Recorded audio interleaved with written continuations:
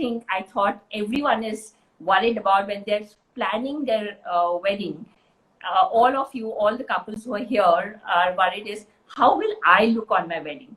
That's the priority, And that is when I thought, let's get Eshaa Amiin, who's right here, who's a celebrity stylist. She styled from everyone from Amitabh Bachchan to Karishma Kapoor to Soha Ali Khan, Bipasha Basu, and I think the list just goes on.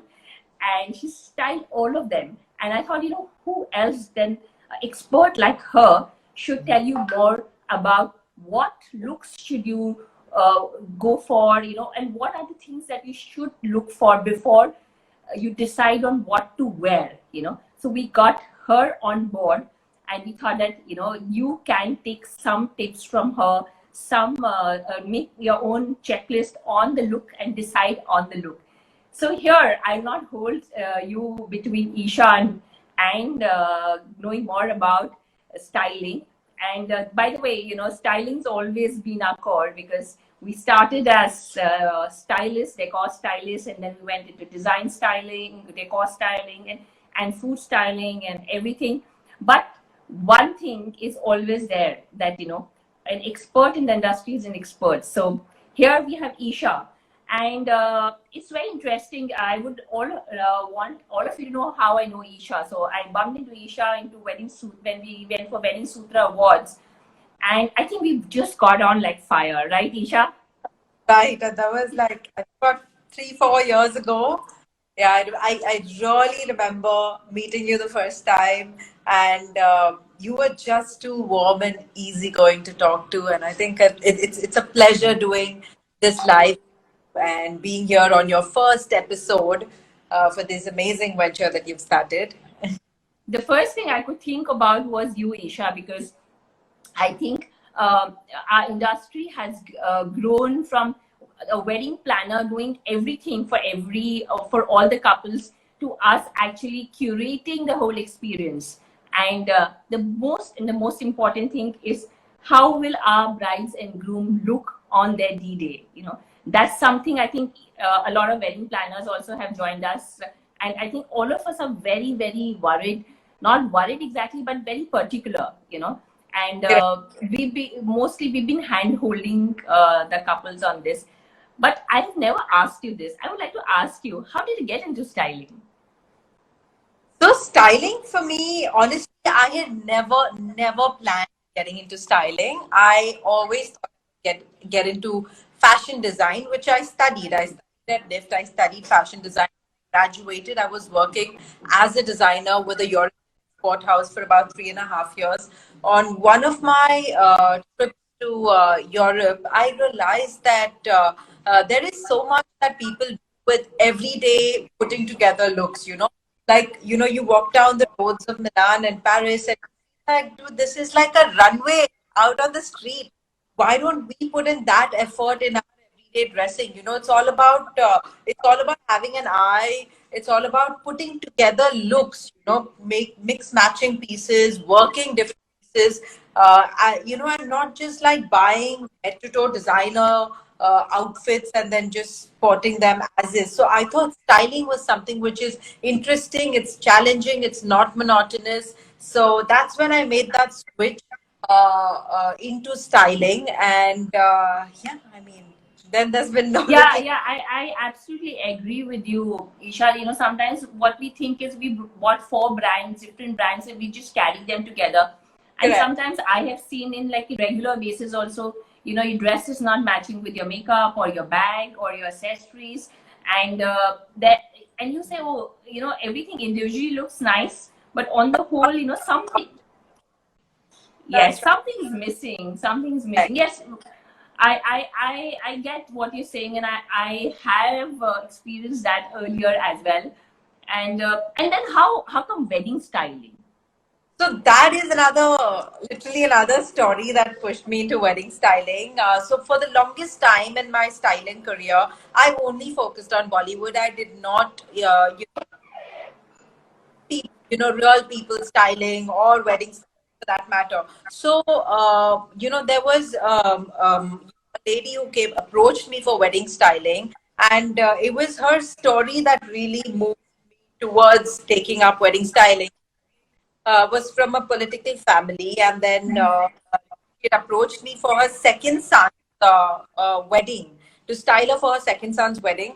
And her complaint was that she did not enjoy her older son's wedding because she had this, it was a destination wedding, and she had bought this outfit from a designer for for the reception. Hmm? And a night before, Sangeet, the bride's best friend, wore exactly the same outfit, and she was on the stage, and everyone had already seen her. So, as the host of the wedding, she felt really disappointed that the next day, no option but to wear exactly that outfit which everybody had seen already. So, I thought that is when I thought we as stylists have the access to help people, not just buy something which is too commonly available, help them pick looks which are exclusive, help them customize looks, for as as much as the same budget as we spend on buying off the rack. And also at the same time, we have access to giving them something super unique, which is what they're all for. They all want to be spoken about for how well they've looked, how lavish was the wedding, how beautifully was everything put together, be it for the decor, be it for the food, be it for the way they looked. So I think that's the first wedding project that I took up. Yeah, then it's been quite an interesting journey. Amazing, from styling celebrities to going into wedding. And as far as I know, and I've seen you, talk to my some of my brides, you just take it head on, like real passion. So I know. And I like earlier I said that, and I think most of us still do, we hold our brides and groom's hand and say, okay, this looks nice, this doesn't look nice. And we have a very simple checklist that we have, which is like, make sure that you guys are comfortable, make sure that, this dress is suiting you, suiting the occasion, suiting the venue, suiting the destination. Or we just tell them, that it is something that person, it's you who is seen in this, so this is like really a very simple checklist that we tell our clients, but I'm sure as an expert, Eshaa, you would have so much more to share, so many more experiences to share, what not to do, what to do. I would tell, as we're talking about a wedding checklist, I would like to hear from you, what are the 4 points that you think, the brides and grooms should totally look for when they're deciding. They look for each and every event. Correct. So I think my first step would be try and be different and unique for each of your functions. Okay. So, like for example, if you've chosen to wear lehenga for your wedding, then try a different silhouette for the Sangeet, make it fusion wear. Then maybe, for your mehendi, try something more fun, boho, and, like keep it different for each function. For your reception, maybe like this beautiful edgy cocktail sari. So get different silhouettes, different cuts, different colors, and all of it, making sure that had like a variety of interesting looks at your wedding. So that would be my I first know. point. I would like to tell you that, I had a bride and she wanted to wear pastels for everything and contemporary for everything, right? And I really tried to explain it. I really like this point because it's something that I've experienced, and I really tried explaining to her that this does not work because, you will just, in all your photos later, maybe right now, pastels and contemporary is the look that you are going after and is trending, right? But Correct. maybe when you look at your pictures 10 years later, right, you will not like it because, like, oh God, I look just same in every. So I think it's such an amazing checklist tip that you've given, that, they should make sure that every event is unique, Maybe the Correct. cocktails can be more contemporary and the wedding can be more Indian and something in the middle. And I think it's amazing. Yeah. Correct. And then I think, the second, but a very, very important tip is that whatever, pick to work with your personality, your skin tone, your right from very small little, like even when we choose the neckline of an outfit, make sure that it works for the how wide is your neck, how long is your neck. All of these factors, help in deciding the silhouette. How how are you heavy on your arms? You need to cover your arm to a certain length. So there are a lot of factors which help in customizing an outfit for a bride, because off the rack or something on a model may not look the same on you. So it definitely has to work according to your personality. uh, Trends are extremely important, but how to make those trends work for you is even more important. Yeah, I remember you kind of telling me once that a bride was there, and you kind of changed her look totally in a jiffy, because you felt that she was not really what she picked up. She was not comfortable, and you could just very quickly change her look, and nobody even noticed, and then she was suddenly comfortable, and then she could Yeah. walk the ramp. Yeah, I know what you're talking, and of course, you always advise them earlier, but sometimes the brides still want to go ahead and pick up a look. But I know if they have a stylist on board and all, then you can immediately also help them on site. Also, I think what you're saying makes sense, because sometimes I've seen, like, you're doing a wedding on a beach or something, and then you have a trail to go. Now, it's very difficult on like a muddy or sandy way to kind of handle the trail. So, and not even like some brides can just take it on as fire. And if there's a bride like me also, I like comfort clothing. So I would be like, what's more comfortable? Let's take that. Then take something which doesn't suit my style. So yeah, that is another really great tip that you should really pick up. Telling my brides, everyone, a lot of the brides come to us have a very fixed opinion that I want to be a Sabya bride, but not everybody can be a Sabya bride. You have to understand what kind of a bride are you. Are you the more traditional kind of bride? Are you more contemporary and edgy? Then, maybe we look at designers like Gaurav Amit Agarwal. Are you more, you like weaves, you're more simple, then maybe we look at a raw mango, a Payal Khanwala. So I think it's depending on, are you more glitter and glam, and that's your kind of vibe, then maybe like designers like a Manish or Tarun. So we kind of need to understand what is your vibe. Gives you clarity on which direction to go for, because there are a lot of common mistakes that people make. When taking a lehenga, they want to be elaborate, but you should also understand that can you carry that much of a weight? It shouldn't be a burden on you on your wedding day. You should be able to walk around in it smoothly. So based on how someone's personality is, that's the way we work around giving them that elaborate look, yet maybe making it in a much lighter fabric, making sure that the embroidery is a little more spaced out so that the weight is slightly lesser for them to move around. And like you said, if it is an outdoor wedding, if it is happening on a beach, they really need to understand that something which is super elaborate makes a lot more care, and a little more care in terms of presentation.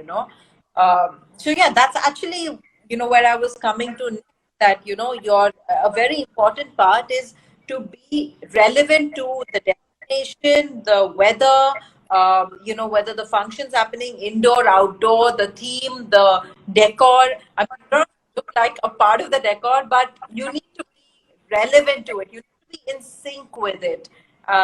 So yeah, so I think these are definitely some tips that I think one should super, take care of when they're trying to pick an outfit. So Sophia is here, and she's saying that Sabya has become like a status symbol to a lot of brides, and that's why they want to wear it. And I'm sure you must have also got a request where they want to customize a Sabya lehenga, which is like almost impossible. Sabya sells his looks, and I also love them. They're very traditional, and he's keeping the traditional look alive. But of course, if you're a Sabya, you want to be a Sabya bride, then you have to choose a look that he's putting out for that season. Right. So that's something, like you're saying, the brides need to understand. And of course, there have been so many new designers, and they're also very good. They're doing some really nice work, especially the new trend of being a boho bride. Like people want to Right. look very bohemian, and especially this generation is actually free willed. So that the bohemian look really looks nice on these brides. So yeah, amazingly, and all this together is really a value add to all of them, I think, who are listening. And Marisha is also here, and she just said hi to both of us. Uh, So hi, Marisha, great to hear uh, you. Prerna, I'm gonna actually, right when you were talking about being comfortable, I just thought of an incident which is so peculiar.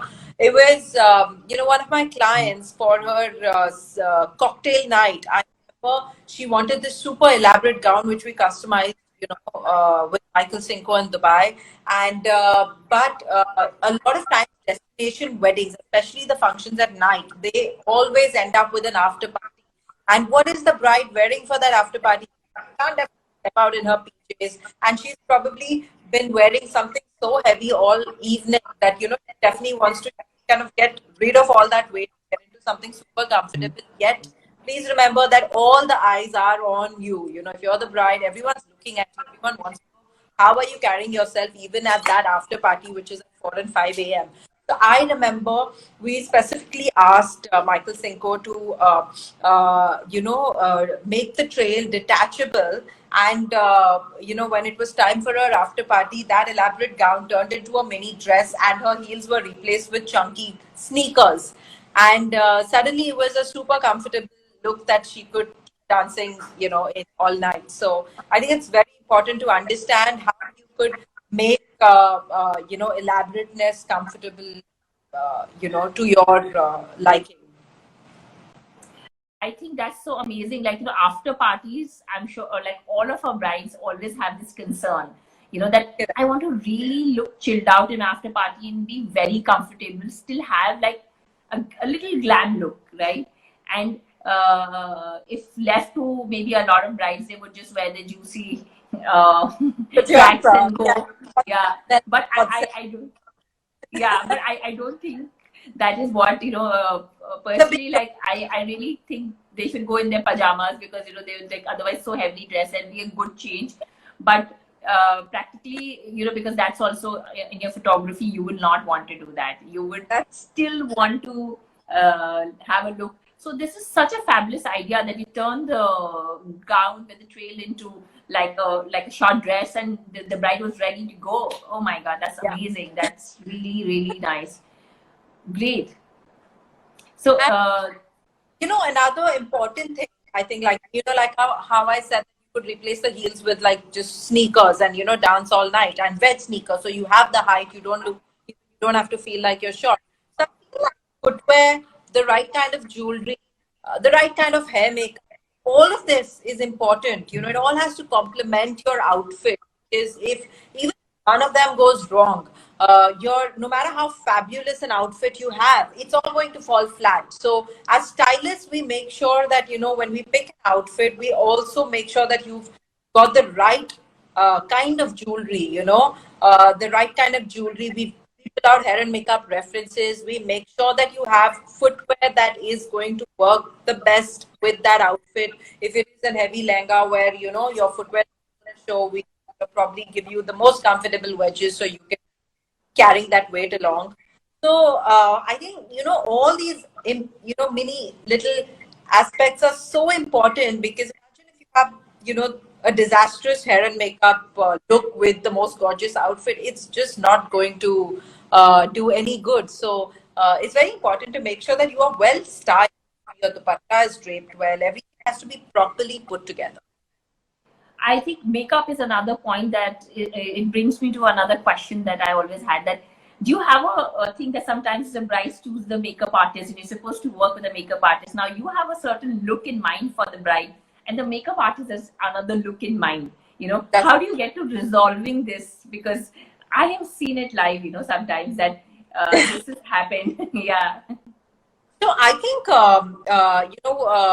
as stylists, be it a shoot, be it a wedding, be it an event, be it anything, we work in a coordination with makeup artists. Once our job of putting together the look is done, outfit, shoes, jewelry, accessories. Once all of that is put together, the next step is working in coordination with the makeup artist, telling us this is the outfit. I had something like this in mind. Of course, the makeup artist is also an expert in their field, so they will want to pull out references and say that, okay, I can achieve this. So yes, you're right. A lot of times I prefer booking hair and makeup artists for my brides, but a lot of times some of them already have someone that they've been using in the family. So we're happy to work with them. We're happy to guide them and make sure that we're all in the same boat, trying to get the look right and making sure that the bride is absolutely confident and happy in what in the way she looks. uh, that brings me to another question which my brides ask, that with this outfit will a polki look better, or a diamond set looks better, or something more in gold looks better, so how do you advise people that with what outfit what jewelry goes? Correct. So that is a very important point, because a lot of people, they have this very common mistake. So they like a kundan polki set, and they think it'll just work with their wedding length. But just keep in mind, what is the what is the text, what is the embroidery on your lehenga? Every kind of textile embroidery has a different kind of jewelry that works with it. So maybe if you have like Swarovski and sequins, you might just want to work with either diamonds or just white diamonds with rubies and sapphires and emeralds as a contrast. If you have traditional weaves like Kanjivaram, Banarsis and all, so maybe even like temple jewelry could be a great option. If you're trying to get something very extremely Indian heritage, royal, that zone. You're saying that in case they already have some jewelry from their parents or something that they already have decided to wear, then you can Correct. tweak the outfit according to the jewelry. That's Oh right. yeah, That's that's a fabulous, yeah, that's a yeah. fabulous idea. Also, cost perspective, the jewelry. A lot of them have sentiments attached sometimes that this is my grandmother's wear it. So then we don't want to disappoint them, but we'll first keep that piece as the hero and then work everything around that. That's a very good input, because sometimes like in my times, and like I say, I got married 21 years back. So my times, I had a lot of jewelry which came as like from my grandmother or my mother, and and then yeah, we were trying to see what works, what doesn't work. But if you already can do backwards, that you already, if you have certain pieces that you want to wear, right, then you can work around doing the dress. Have you also That, ever got a bride who says that she wants to wear a mother's lehenga or something, and then you have to put things around yeah, that? we had that. I mean, we still have a lot of these brides. I mean, I've been one of them. I wore my mother's sari, which is 40 years old. So I think Wow. our people come with and it's just about tweaking it. There would be minor changes, like maybe the neckline could go tweak here and there. The maybe the lehenga nowadays, high waist is a trend, so we try and do like a high waist with the lehenga. So we kind of work it around. If the shape of the dupatta in a certain way is a trend today, then we work that around. So there are people who say that they have certain inherited, like a lehenga or maybe something that they want to wear for a certain ritual, and we try and work that around. We style it in the best possible way for them. I'm a big fan of that, because I feel that that's that sentimental value and that heritage for us. And if we can do that, for me personally, I'm saying it'll be over and above any designer, anything. Though I really like all the designers, and some of them are really good and their work is really good, but that sentimental value to that lehenga or that jewelry is way above. And I think you being a stylist, and you did not go for like a Sabya or any other designer, and you said, no, I'll wear I, my mother's lehenga. I probably was amongst the first few people to get married in the pandemic. So there was, and having a, because I'm South Indian and getting like it's always been a tradition to go to Kanchipuram and get like that really, special Kanjivaram made specially for your wedding, which could not be possible. Of course, for my other functions, for my mehndi, for my ring ceremony, for all the other functions, I had designers. I was wearing, I was wearing Anamika for one. I wore Falguni and Chain Peacock for another one. So we had different other functions. My husband managed to get like all designer clothes in that short span of time. But this one thing that I couldn't manage was a beautiful Kanjivaram. And the only one that I could find was from my mother's closet. So I said, why not? Why not wear that? And then I went to Raw Mango. He had, he tweaked it for me. He did this beautiful dupatta to match it. And I think the look just worked perfect. I'll just sum it up so that people have these 4 points to take back. And you said that every look should be different and unique. You said look should complement your personality type. Then you said should sync in with the destination, venue, temperature, everything specific, venue again, and all that should come together. And you should be very, when you're picking your look or your dress, you should take these considerations into mind, whether it's a beachside, is a palace, or is it a normal banquet, then that's how you can decide your look and what time of the year it is. This is what you said. And the fourth thing is that everything should come together, whether it's footwear, jewelry, hairstyling, makeup, all of it should complement the dress that you're wearing. These are the right. 4 points, that 4 checklist point that anyone should take care while they're deciding the look for each and every event. Am I right? That's what you kind of. That's So Eshaa, I have a few more questions, and we'll before we wrap up. One, I want to ask you that where does your role start and where does it stop? So Prerna, actually there are two there are two ways to do this. Like sometimes the hand holding starts right from the scratch, even before the rokas happen. They come to us, for planning the wedding looks, and and then there's hand holding throughout. Right from your engagement to your pre-wedding photo shoot, to your wedding functions, to your trousseau, to your honeymoon looks, to everything. And it's literally planning your clothes, your jewelry, your footwear, to all of it being there on the wedding day. A lot of brides ask us to be there on the wedding day, because throughout the months of being like like a consultant to them, they find this confidence which they feel that they need us to be there to tell them if everything is looking correct, if the dupatta is draped well, if the outfit has a trail, the trail needs to be presented in a certain way. It needs to be spread out in a certain way. Otherwise, it's going to, be a complete disaster. Also, ironing the outfits correctly is very important. I think the biggest example for, someone who,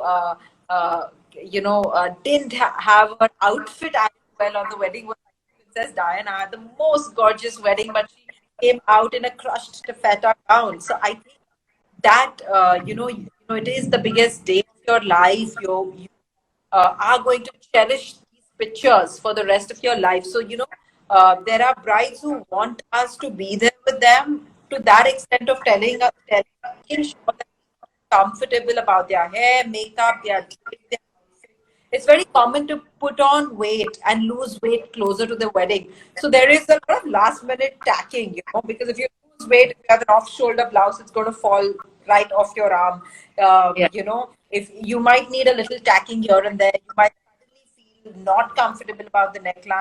And you don't want that showing on your face on your wedding. You don't want it to ruin your smile. So I think that's another reason why a lot of brides want the styling team or someone from our team to be there with them on the day of the wedding to make sure that they have stepped out looking impeccable, correct? There are others who just want us to help them with, they come up with a very that have these 6 functions. This is the and we want looks for those functions. So we specifically just help them, put together their key wedding looks, shoes, jewelry, and everything. And we've, you know, they probably are having a wedding at a very far off destination and a very exclusive crowd, and they not have the capacity to have the styling team there. So then we only help them with putting together looks for the wedding and making sure that it is, delivered, shipped, coordinated, fittings, refittings, all of that is taken, scheduled by us. So yeah, so that's I think the road starts and ends in different ways for different people. No, I really appreciated when you said ironing, because I think, that's a detail, and that someone with passion can only look at that. If you're with the bride on spot during a wedding, and she's sure that whatever she's wearing is just falling perfectly on her. Is Right. everything is taken care, every detail. Because I heard a story sometimes that a bride just walked out, nobody told her, and off shoulder was like really not in the right place. It's that time someone like you who's standing with her and making sure that everything is just perfectly done, because that's your D-Day. You don't want to mess it up because maybe you're not able to handle it, or like you said, you put on a little weight or lost a little weight. So yeah, that's amazing that you actually handhold the client or So the that bride and groom till the last minute. That also actually takes off a lot of stress from us, because we are there on site with the clients, but we are also looking at a lot of things. So that's for us, sometimes to be 100% there every minute with a bride is not possible. We are mostly there, but there can be some minutes or some times that we are looking at some other things, because it's a live event and there are emergencies and stuff which pops out which you have to look at. So if you are that's there with our brides, I think we are just stress free. We are like, oh, Eshaa would take care of it. And yeah. I'm the sure last question. that the bride is not coming out of her room because she's not happy with her makeup, or she started crying because the blouse is not fitting her. So, all of these factors can be taken care of if you have, a stylist there to just fix it within seconds. We're known to, like, if a zipper rips apart, we can just stitch it in like a few seconds. So we are there to take care of these things. And that's something that you should not risk, on your wedding day. And what about pandemic? How styling changed for you during the pandemic time? So, Has it affected the number of brides reaching you out to style them, or is it same? Is it more? What is happening with the pandemic?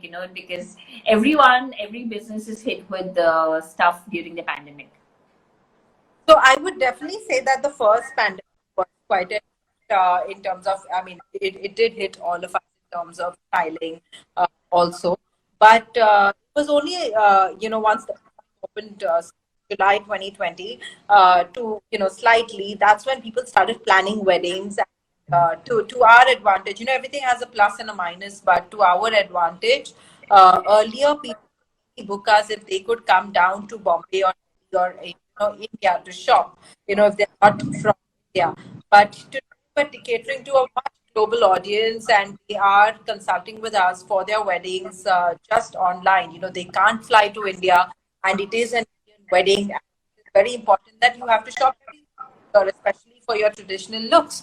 So we are here sitting, making sure that we've gotten all their outfits made as per their liking, measurement, colors, everything in sync with what they want. We're making sure that it is, we've picked up all the shoes to go with it, whether it is jewelry, whether it's the safa, the pocket squares, the jewelry to go with it, whether for Mehndi they need floral jewelry. So all these things that, they can't come down to India because it's a pandemic, and they're able to, make a trip to do all these requirements for their wedding. So we take care of all of that and make sure that it is shipped to them on time for their big day. So yeah, I think it's worked both ways. We're still catering to people just on a digital scale to style them for their weddings. That's great. So now, like, if they can't fly in, you could be their local assistant, like for international weddings as well, and do the shopping for them and send it across, and they'll be good to go. So that's one more thing that I think everyone here can take back from this section. That Eshaa can do all this for us while we are not able to fly because of lockdown or pandemic or any of the constraints that we are there. And I think, Isha, this has been an amazing session. This, I would want you to kind of leave everyone with one tip that you think that will kind of change the way they style themselves. Well, I think one important tip that I'd like to give all the brides and grooms to be that your wedding is the most important day of your life, and these are pictures that you are going to cherish for the rest of your life. And you definitely want to look at them and be proud and not disappointed that I wish I could do this, I could have done this that way and that this way. I think you just have to look at them and be proud and happy to like attach them to whatever size and have them in your house. So don't compromise. Get a stylist. It is it is not something it's not rocket science. Get a stylist. They will sort it all out for you, and you will look impeccably great on your wedding. I'm sure after this session, all the brides and groom who've been planning their outfits will go back and kind of see that the 4 pointers plus the tip that you've given. Are they all that is falling together, and they will make sure that they have the best look for themselves on their wedding. And the first thing on a wedding checklist, season 1, is done so well. Thanks to you, Isha. Thanks for taking our time and coming. I know you run really busy most of the time, and thanks for doing this for us. And there were some questions which had come earlier. We are not taking questions now because we're running out of time. But nevertheless, if anyone has any questions, they can still DM us on Theme Weavers, and we will make sure that Eshaa Amiin will reply back to you in some time, a day or two. And thank you for doing this. Thank you so much.